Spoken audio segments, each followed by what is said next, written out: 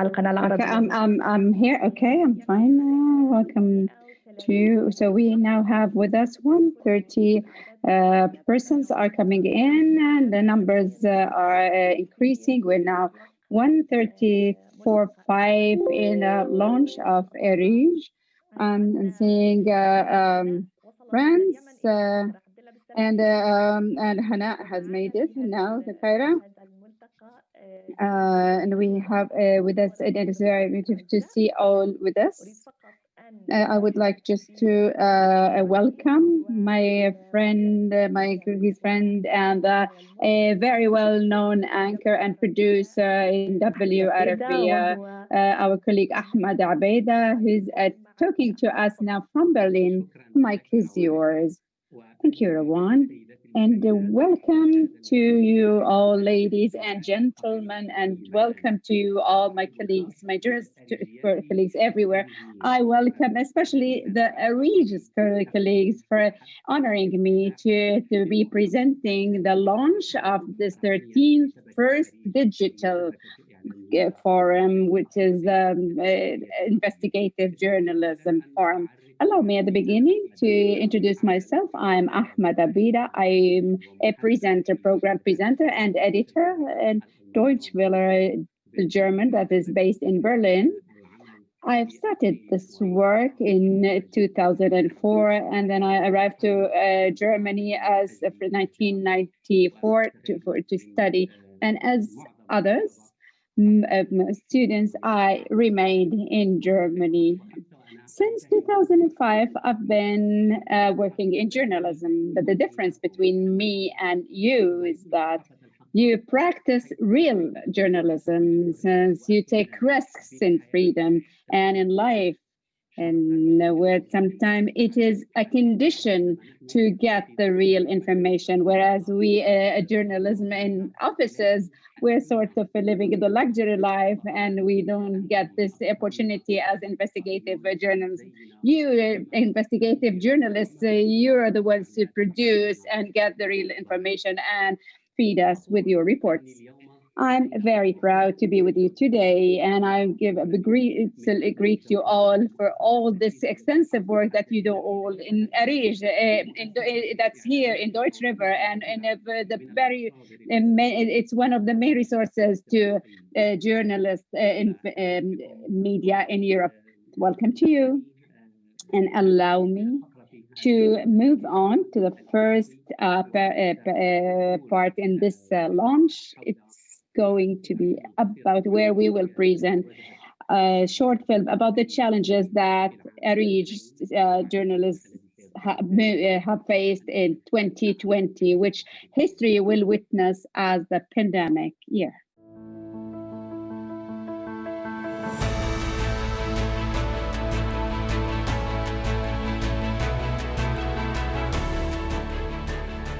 بخطى ثابتة نبني على مسيرة امتدت 15 عاماً. باكورة نشرنا عيش الجيار فجرت ملف البدون في الكويت، ووائل شرحة كشف مآسي السجناء في اليمن، وسعد عبد القادر وسامح اللبودي تابع الهجرة عبر الصحراء الكبرى. دافعنا عن البيئة والإنسان، فضح فراس الطويل تلوث خضار فلسطين على مدى 3 سنوات. وحقق محمد حميد في القمح الملوث على موائد المصريين، وكشفت إيمان منير تلوث مياه البحر الأحمر. ونشر صابر العربي عن خنق دخان معامل السكر.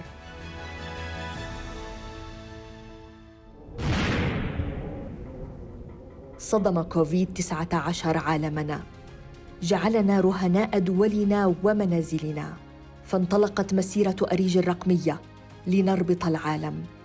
بنينا أكاديمية أريج تحت الحظر والحجر لنحتضن في بث مباشر تفاعلي 20 دورة تدريبية ضمت أكثر من 350 متدرباً ومتدربة. ما نحاولش نملى كل حاجة في الدقيقة لأن مش هينفع.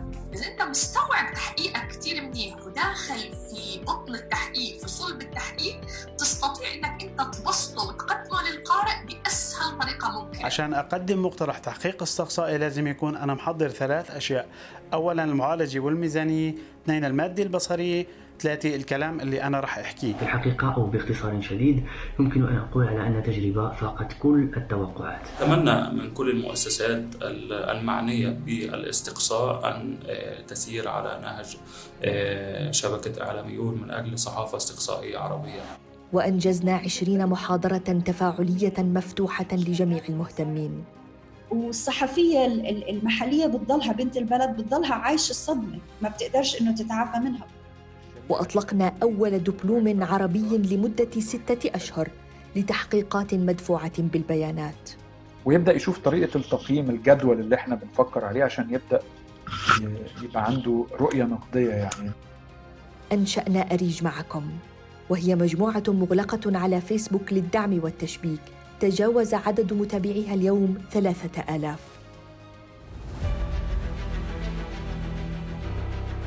نشرنا أكثر من 45 تحقيقاً استقصائياً.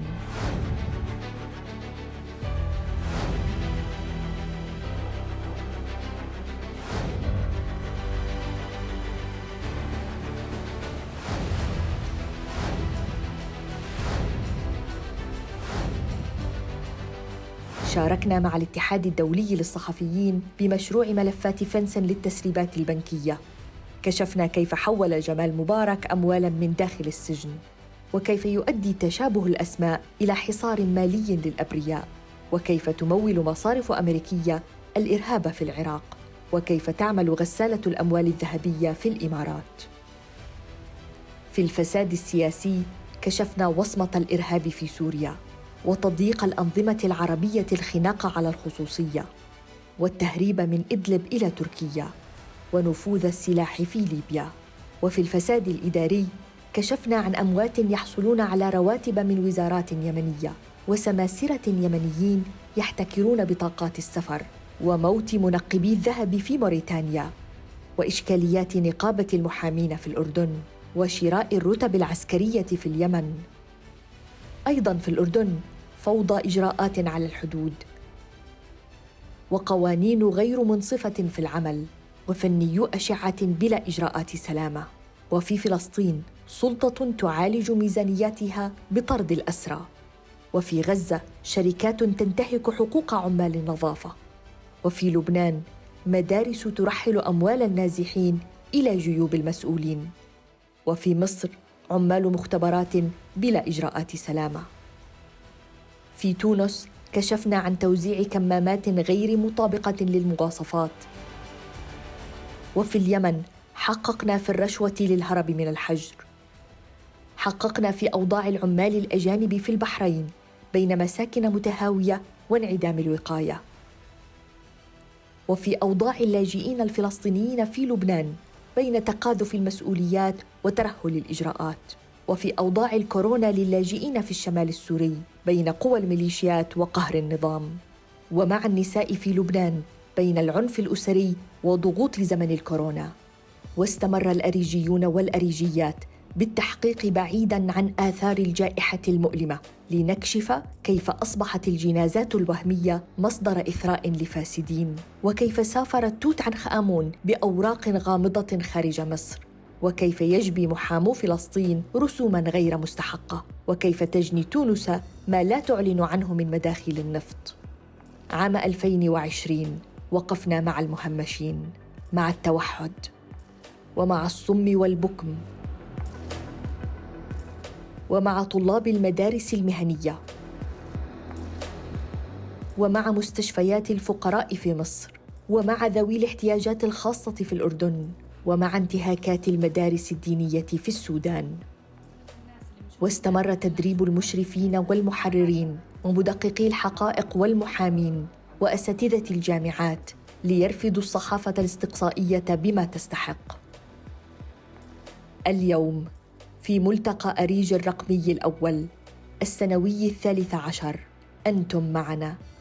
أكثر من 3000 صحفي وصحفية من أكثر من 60 دولة سجلوا معنا، وأكرمنا أكثر من 160 ضيفاً وضيفة من أكثر من 40 دولة بوقتهم وخبرتهم من اليابان إلى البرازيل، ومن أستراليا إلى السويد، ومن البحرين إلى موريتانيا، في أكثر من 50 فعالية، جميعها في بث حي ومباشر. دونكم الشركاء والمانحين، دونكم الداعمين والمؤمنين بالمساءلة وحرية الكلمة ودور الصحافة الاستقصائية في هذا الزمن، دون جرأتكم أيها الأريجيون والأريجيات، دون جنونكم معنا في هذا الزمن الصعب، زمن الكورونا، لم يكن يمكن أن نكون هنا. نعمل سوياً من أجل أن نربط العالم.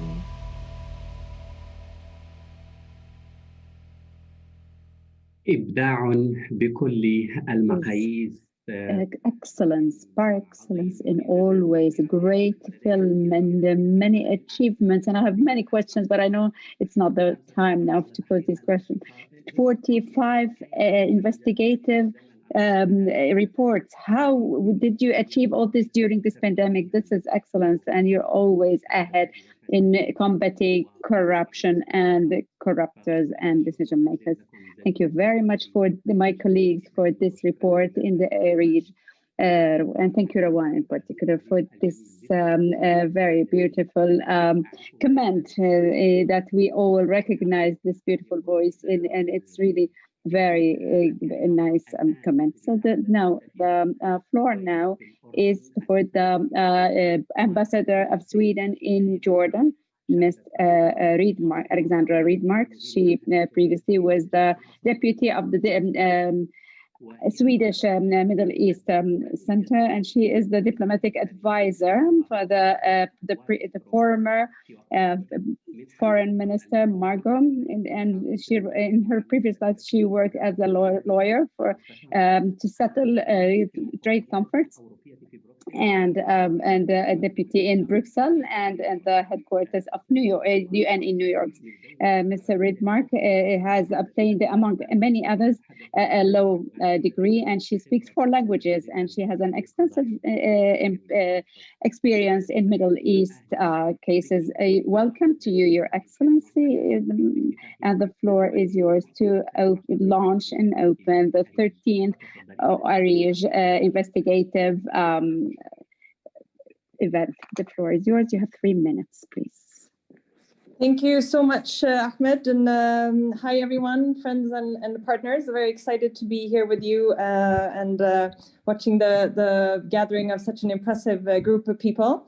I was going to start my few minutes by pointing out the challenges that we face in terms of how democratic principles are under threat, institutions being weakened, and democratic space shrinking. But I think many of you are perhaps much more familiar with this reality than I am from my outlook as a Swedish ambassador in the region. So instead, I wanted to give you 3 messages from Sweden and from myself. And the first is how much we need your work and your voices.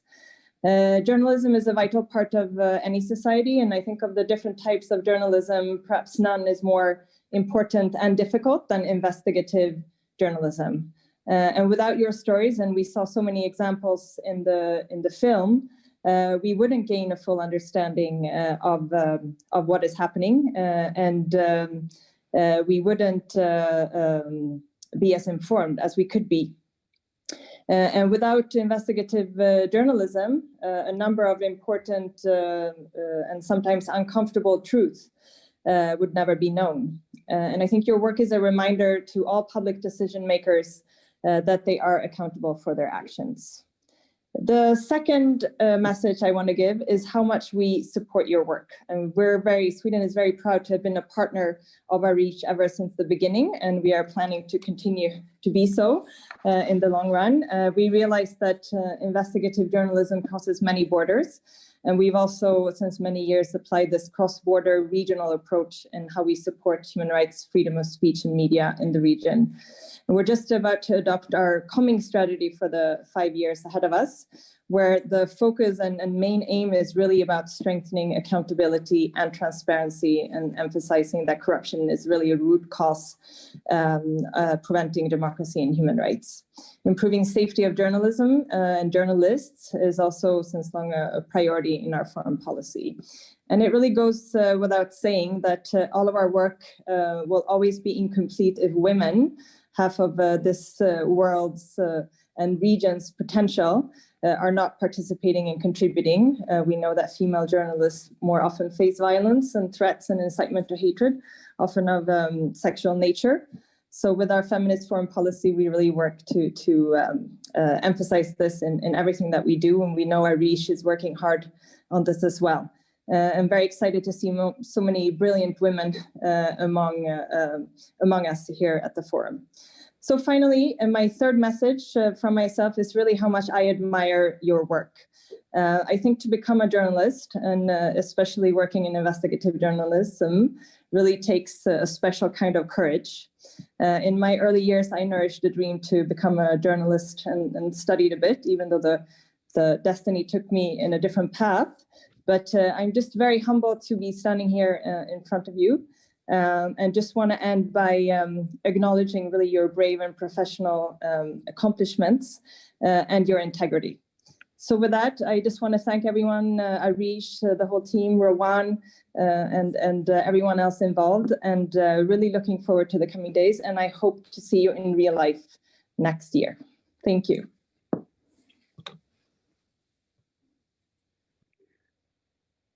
هذا ما نتمناه أيضا. This is what we too wish Your Excellency, Swedish Ambassador in Jordan. Hopefully the 14th forum will be a physical forum, and we will meet face to face with all the organizers and actors in ARIJ. And I will give the floor to our colleague Bill Smith. He is the column writer in New York Times. That is a well-known and prominent newspaper. He has joined and he's worked in Buzz News for 8 years. Before that, he shed light on local political policies in Political Daily News and New York Observer and New York Sun. Bill, the floor is yours, and you also have 3 minutes. Ben, please go ahead and unmute. Thank you so much, and thank you, Rowan, and to Kim Gaddis for roping me into this. And my apologies for the setting. This is one of these COVID-19 daycare emergencies, and I'm sure I'm not the only one spending my life running my children around. But I just wanted to say, first of all, thank you so much to ARIJ, and congratulations on 13 years of this. And I obviously wish I could be there in person as well. I have spent this year, like many American journalists, for the last 4 years, kind of complaining about the situation in America and how difficult it is, and how difficult life has become for journalists here, and how Donald Trump, in some ways, has rhetorically launched all of these attacks on the press. And, this summer I spent some time reporting on the situation for investigative journalists around the world. I spoke a bit to Lina Atala in Cairo. And I think, it's a good reminder for those of us in America that while we complain a certain amount, there are so many places where the work is authentically is really dangerous, where the attacks are not just rhetorical, and where, the courage that you all show, or that many of you show, is really day-to-day incredible. And I think a lot of the work that journalists at ARIJ do is really, mostly an inspiration to those of us who like to complain. And all journalists obviously like to complain, but fundamentally work in much easier environments, and environments not just where the government basically lets us do our job, but also where the business model, which is so intertwined with journalism and with investigative journalism, is more developed, where we have more options. And so watching your video and looking at your website, it was really just incredible to see the quality of work that you all have been doing. I was just reading the article about truck drivers being, quarantined for COVID at the border in these utterly unsafe conditions. And I think that's a story that was just not going to get out if you didn't tell it. And I think that although maybe the number one lesson that American journalists can learn from ARIJ is to complain less, it is also true that both journalists around the world and increasingly really learn from each other and connect. And a lot of the most inspiring work I've been a part of has been in these global networks with, with places like ICIJ, where we did a huge project on BuzzFeed about money laundering that touched countries all over the world. And the governments, of course, also look at each other too. And Sisi takes cues from Trump and Putin from Erdogan, and in terms of how to treat journalists. And so I think it's incredibly important that we stay connected and are kind of basically in the same fight, although also, just American journalists could use to be reminded how much harder some people are fighting than we are just to get the work out. So that's all I've got for a speech, but I'm happy to take a few questions as Rowan suggested.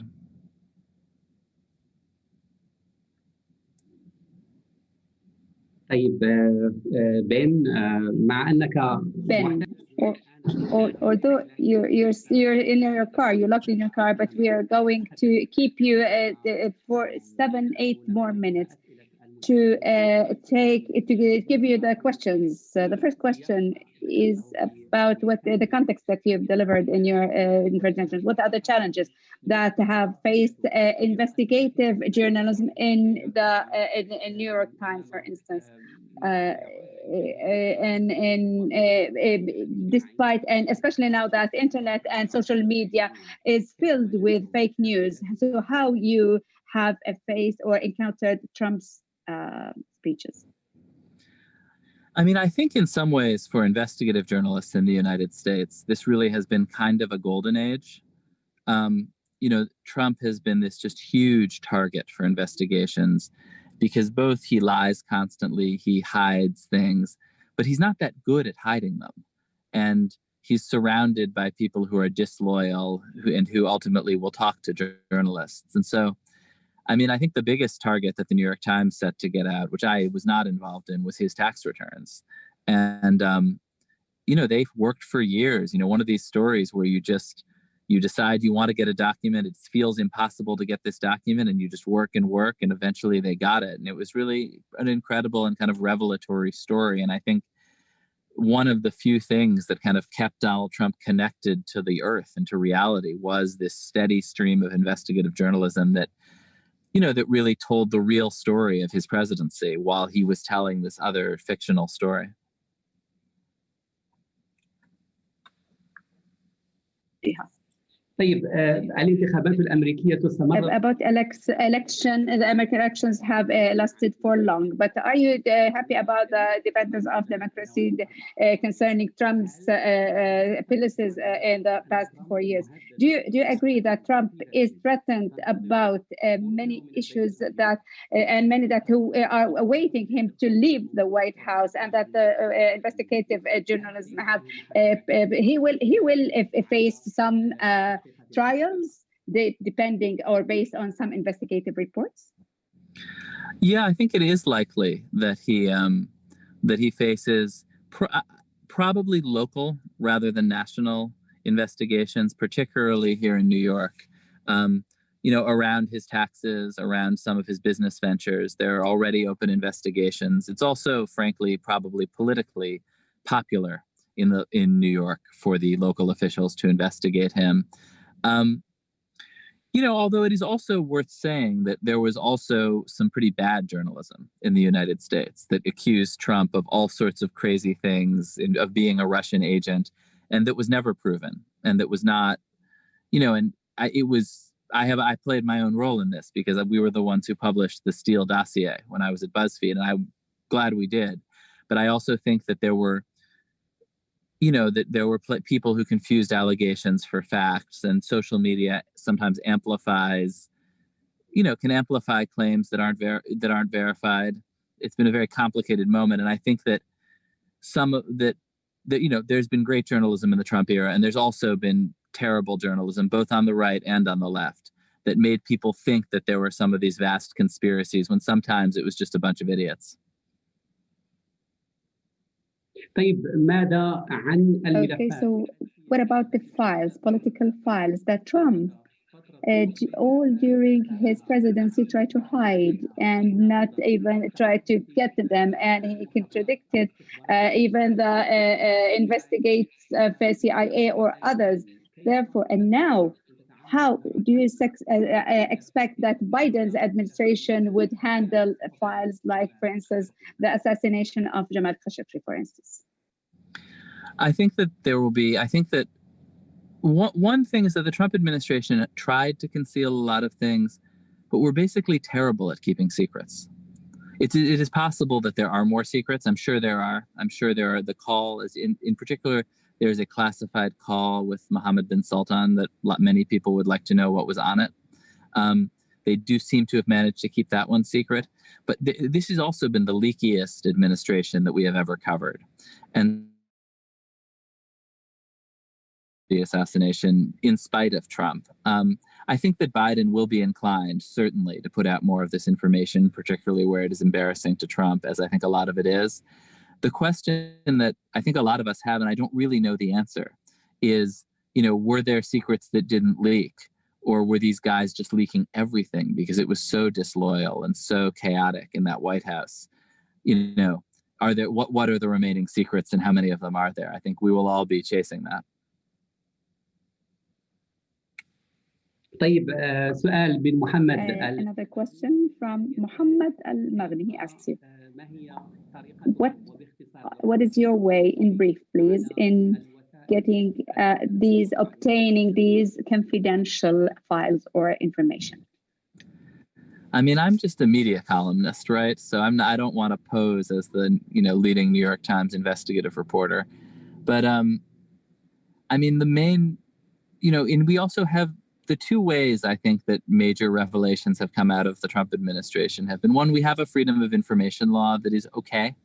When I was at BuzzFeed, we were very aggressive, and there's a reporter named Jason Leopold who was incredibly aggressive and smart and sophisticated about the freedom of information law. He files many of these things every week and follows up. And in particular, we filed a lawsuit against Robert Mueller in the Justice Department in order to get more of the Mueller report, and ultimately won that and have been getting more and more of the details of the Russia investigation. And so I think there are these pretty effective ways that if you are very persistent in the United States, you can get these documents.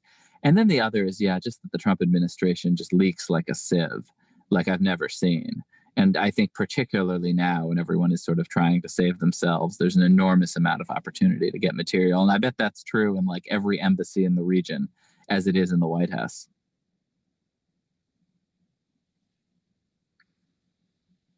سؤال أخير وأتركك تكمل طريقك بين. هل تتوقع مصالحة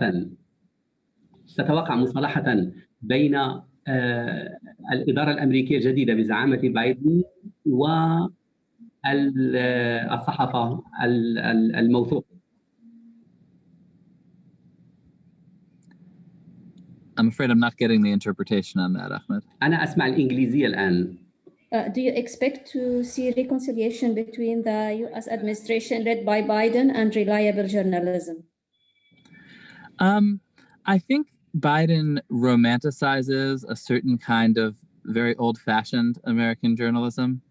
I think, if you'll notice, he gave his first big interview to Thomas Friedman, the sort of New York Times foreign affairs columnist. There's a writer named John Meacham who he really likes, who writes these sort of positive histories of the United States. But I think, so I think Biden will in some ways restore this kind of establishment Washington journalism, a lot of them kind of older men of his generation who he knows and talks to. I don't think he's particularly interested in social media or that, and I think he learned from Trump also that you don't, that you can ignore the press some of the time. And I think, I'm not really that optimistic. I think that they, in some ways, will, learn the worst lessons from Obama and the worst lessons from Trump, and will be able to kind of keep us at a distance. And then when there's an investigation that says that Biden's administration was doing something bad, they will say, okay, whatever, Trump did 10 times worse. And so actually, I think it's going to be a challenge. Ben Smith. شكرا Thank جزيلا. you, Ben Smith, and I wish you a happy day. Shukran. Thank you so much for having me. إذا الكلمة الآن. We give the floor now to another diplomat, Her Excellency, the Ambassador of Norway to Jordan, Ms. Tommy Beautiful Alice. She is a long-time diplomat working with the Norwegian Foreign Ministry since 1998. She had several missions in Berlin, Tokyo, and other capitals. Madam Ambassador, you have 3 minutes.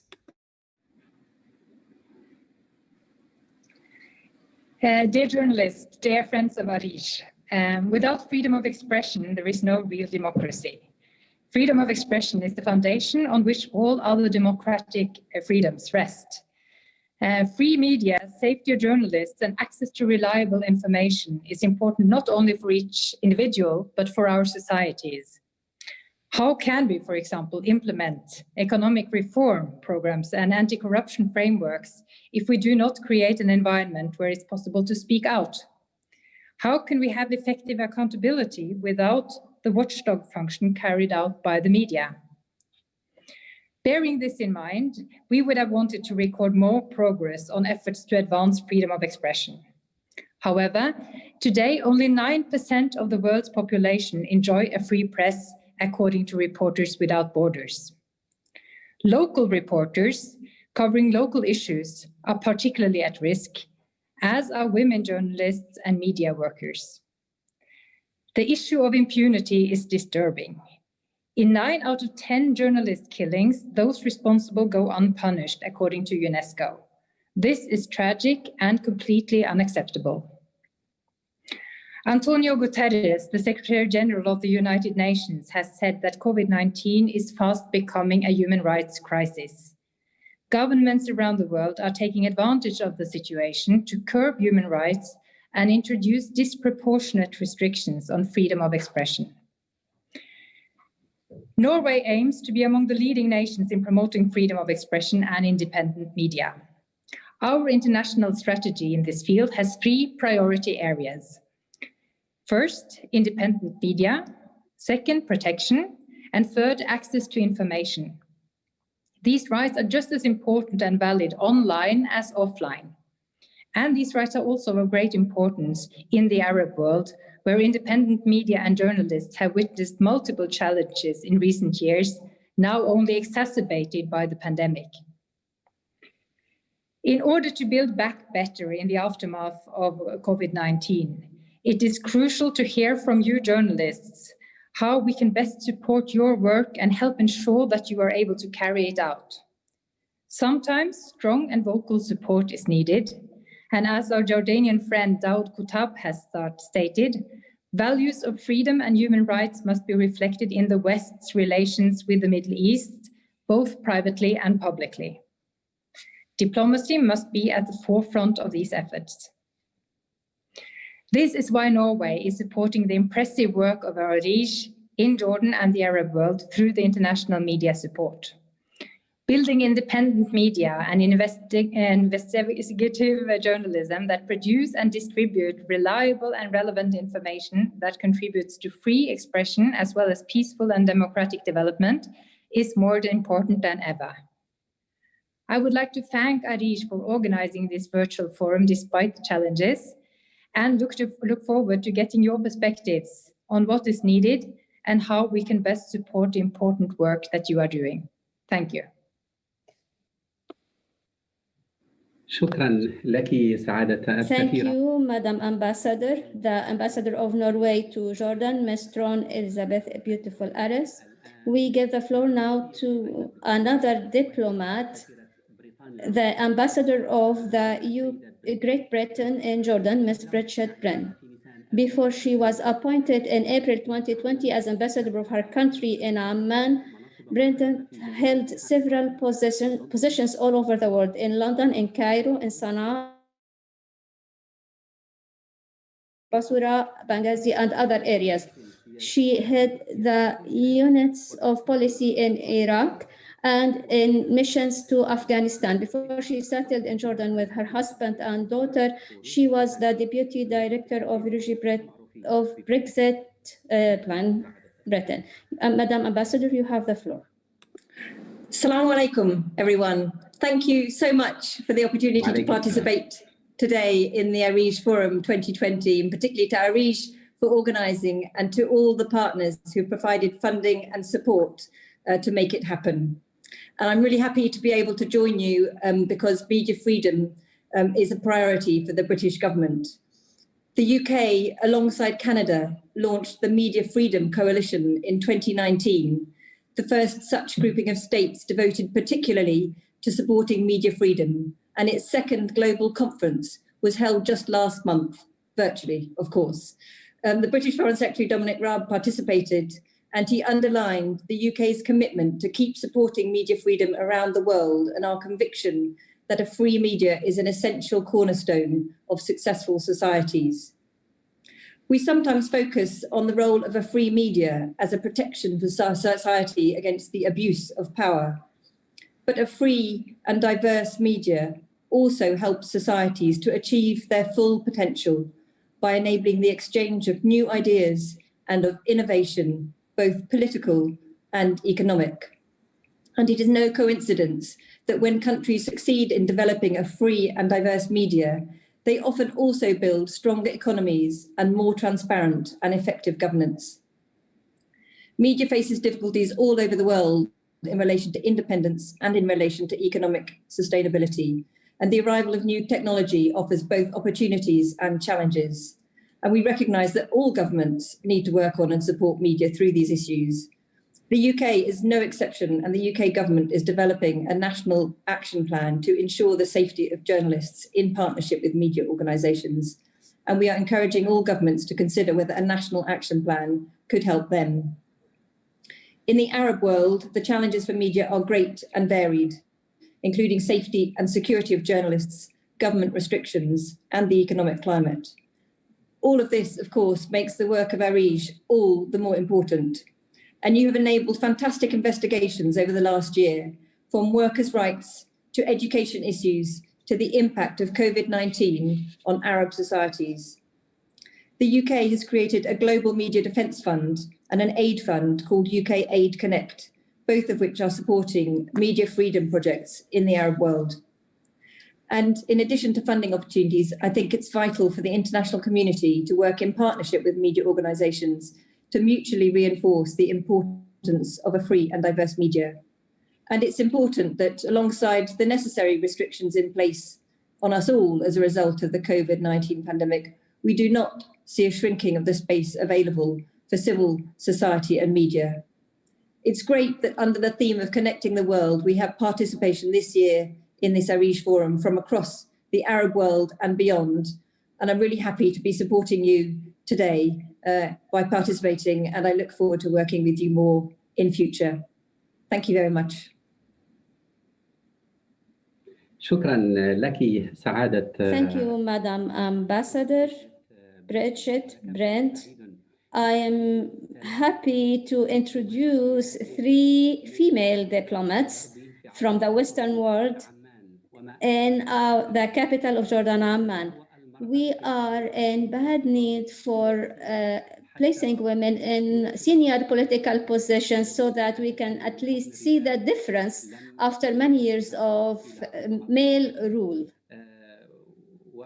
رجاء من خلال ما يكتب في مواقع through what is shared on social media in the Arab world, we need support from democratic states to female and male investigative journalists, especially ARIJ journalists. We need to protect them against prosecution either by the corrupted or by any other risk to their safety.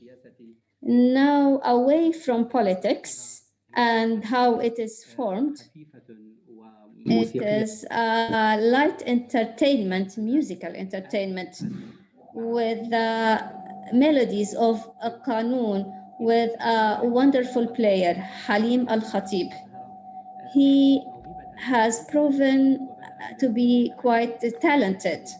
and started to play oud at the age of 7. He specialized in Eastern music and musical theories in the East until he received an MA in Arab music. Halib, a talented and handsome young man, will play music on an instrument that was created by the Assyrians in Iraq in the 7th century BC. And it was developed in the Abbasid era by Muhammad al-Farabi, who was also a medical doctor in the 11th century BC. We are all ears to you, Halim, and to your music.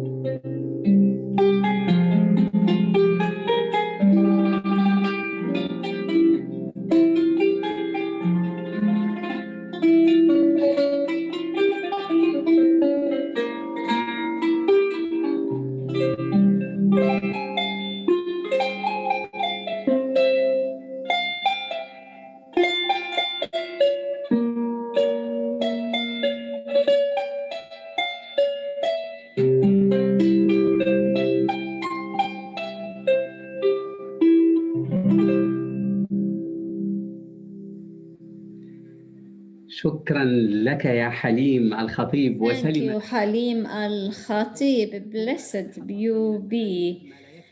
You have shown enormous talent and many have commended you for your playing. في هذا اللقاء. شكرا جزيلا. They all appreciate the music. Now I give the floor to Doro Sullivan. Doro is a competent journalist with specialization in investigative journalism. He established a project of investigative reporting in organized crimes and corruption. He is a long experienced journalist and established a center in 2004. He is member of the board of ARIJ. Drew, you have the floor. You have 5 minutes.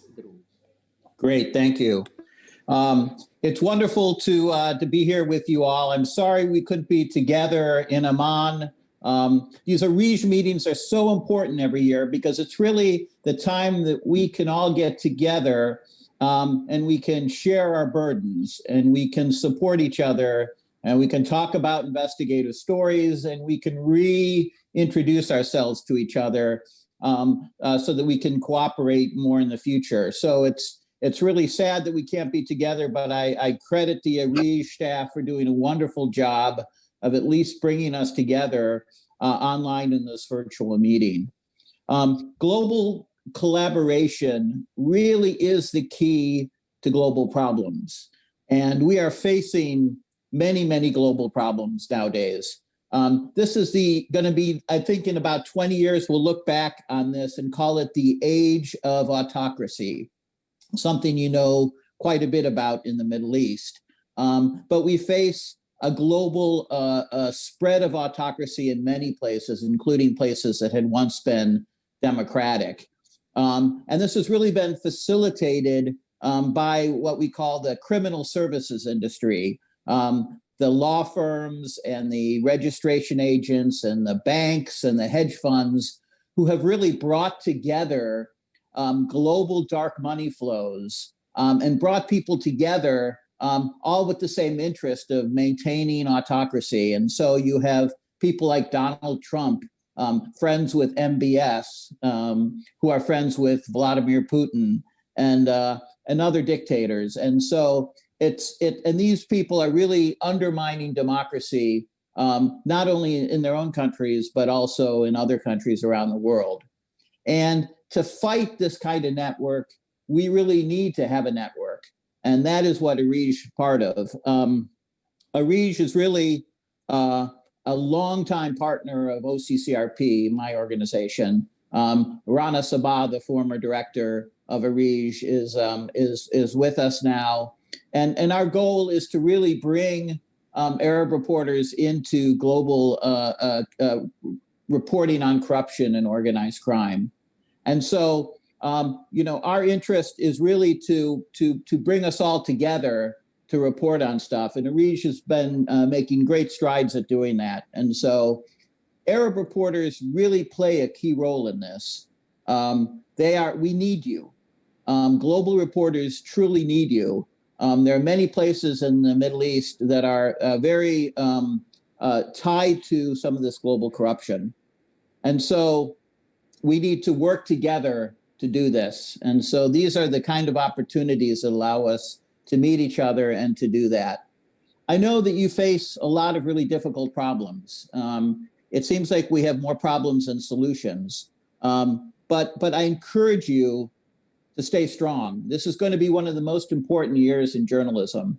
And you need to be strong and you need to seek out your fellow journalists because our solution is in ourselves. It's in our networks. It's in places like ARIJ. We have a very difficult year in front of us, but have faith that we will change the world in many ways. It's more, as hard as our job is, the job of our readers and our viewers is harder. They face very difficult problems all over the world, and we are the solution to their problems. We are the ones who give them the information that allow them to make the decisions in their life that are so important. And we can't lose track of that. So as difficult as it is for us, we must persevere. And that support to persevere comes from places like ARIJ. We will be introducing a new database in cooperation with OCCRP and ARIJ to make hundreds of gigabytes of data available to Arab journalists, local public records. These are the types of things that can make your job easier and can make you more effective at what you're doing. So the solution to our problems comes within ourselves. And be strong and reach out if you have trouble, and have a good year. Thank you. ولك أيضا سنة سعيدة دروس. Happy year to you, Drew Sullivan, as well. Thank you very much. And in the end, we give the floor to our dear colleague, Rawan Ad-Damin, the Director General of ARIJ. Rawan is a talented person. She worked as director, producer, anchor, and she has a BA in media from Birzeit University and MA in media from Leeds University in Britain. She produced a number of documentaries that represent a reference in political historicization, including The Price of Oslo and Better Peace. She prepared the first historical political interactive forum in the Arab world, which is Remix Palestine. Rawan will talk to us in a few minutes about ARIJ's planned activities for 2021. Rawan, you have the floor. Thank you very much, Ahmed. Thank you to all of the participants. In fact, I will have to reiterate what Drew said. Networking, a network is the basis. In ARIJ, we are a network because we include several teams, and because it is horizontal, it is difficult to be broken, and it's difficult to shut it down. I am happy and proud. I have a long list of names that I wish to thank. Therefore, I will not mention them by their names. I will thank all of the ARIJians. I will thank each one of you. I wish to thank all of the speakers and guests who spoke to us with love from over 400 countries. We will still have in the next 3 days 160 guests from 40 countries around the world. All of the donors, supporters, partners, dear friends, my family who has been patient with me this year, and because in our slogan, we connect the world, I wish to thank you in all of the languages of the world. Grazie, merci to you. In 2020, we first need to reiterate that we hear you, we encourage you to write all of your opinions in all of the discussions that will take place over the next 3 days. We will have hours of important discussions and debate about the future and present of the investigative journalism at the Arab and international levels. I encourage you to use hashtag ARIJ 2020 because the voices that encourage fake news and even misleading news and false news are numerous, and we must raise our voices and use hashtag ARIJ 2020 to write about the achievements of our journalists and the violations committed against journalists in the Arab world. Social media reminded me yesterday of a picture from 10 years ago, and I say that social media are not the future, they became part of the past. When we remember this image 10 years ago in Sao Paulo in Brazil, I liked to see a bird outside the cage at the time, and I was 30 years old. I thought that traveling was the most important symbol of freedom because restriction on traveling and mobility and even being imprisoned was the severest form of lack of freedom. However, in 2020, I discovered that freedom is much broader than this. We can endeavor for freedom from within our houses and even if we cannot access our offices. Today, I'm talking to you from Amman in Jordan, where I have full lockdown and we cannot even walk outside the house because of the pandemic.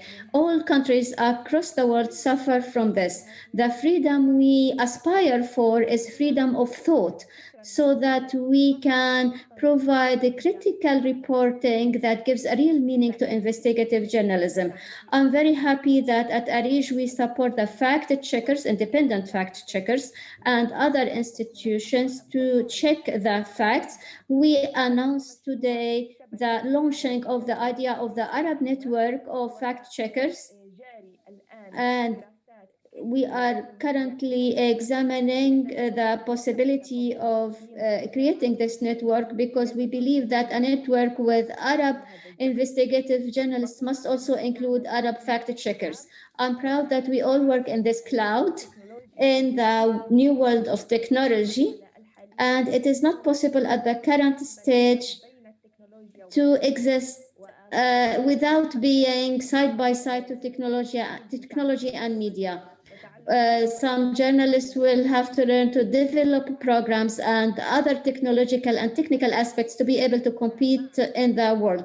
As Drew said, our partnership in Erbil to launch ARIJ A, which includes for the first time databases in Arabic language. We have been gathering this data over the past 10 years, and we are proud to launch the second database of the evidence-based investigative reports. You are all invited to apply to share part. We have spoke with ICIJ, and we launched yesterday a program for the fourth time in a row about the fellowship of ARIJ. There will be two fellowships for journalists, and we hope that two journalists will be with us in the editing team. I will believe that the online teaching will not substitute the face-to-face teaching, but I think we will have a mixed form of training. After the COVID is over, we will continue our online training, and we will also relaunch our meetings to enable all of the journalists who are not able to travel outside their countries for security, economic, or political reasons. We wish to provide them with full opportunity to be part of our digital world, because this is the future. I invite you all to access ARIJ's first digital lobby, so that you can share this new world with us and network. On the right-hand side, you will see the lobby of Lebanon and Rock and Bourguiba Street in Tunisia. 10 years after the Arab Spring, I believe that we created a strong virtual paths for change. And we will not allow for any counter-revolution to demolish our longing for bread, social freedom, and revolution. This year, we will sail in a new world in which we will be strong. We will not be weak, and we will not allow anybody to kill this flower inside each one of us. This year, we learn to appreciate beauty and the small, beautiful things, because under the hasty lifestyle we had before, we could not observe this beauty, this small word, and the meaning of the term ARIJ, which means the smell of the flower. So 15 years after the creation of ARIJ, the institution became an important field of beautiful flowers, where each one of you is a member in this beautiful flowery field, which will plant the change for Arab world, because we need this change. Without networking with the world, we will not be able to achieve our hopes. Thank you very much. I'm proud of each one of you present in this launch. Thank you. Thank you, Rawan. Thank you, ARIJ, that launched Lebanon to Tunisia in the investigative Arab scene. Thank you to all of the participants, to the ARIJians, and thank you for giving me the opportunity to present the launch of ARIJ's 14th conference.